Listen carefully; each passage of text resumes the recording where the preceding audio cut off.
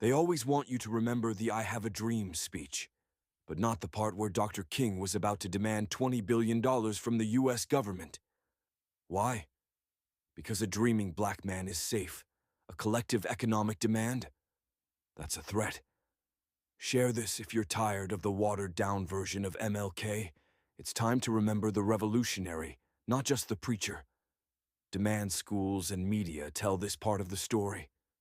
By 1968, Dr. Martin Luther King Jr. wasn't just marching for civil rights. He was organizing a national economic revolt. He called it the Poor People's Campaign. But make no mistake, this wasn't just about charity. This was about power.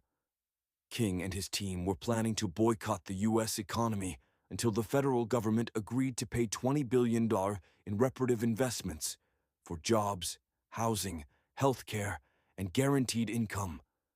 Not just for black people, but for poor people of all colors who had been used and discarded by a system built on profit over people. He wasn't asking for speeches. He wasn't asking for symbolic progress. He was demanding payment on a moral debt, and he was doing it with strategy, unity, and pressure. The FBI knew this, and they feared it more than anything he had ever done.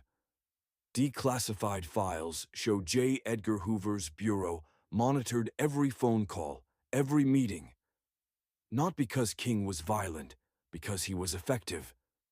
They labeled him the most dangerous Negro in America.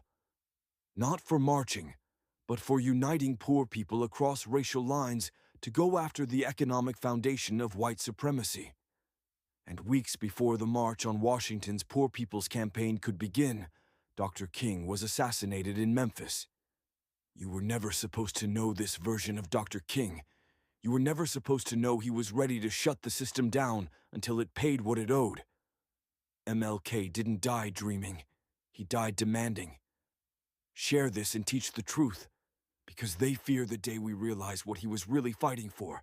Not just justice, but justice with interest.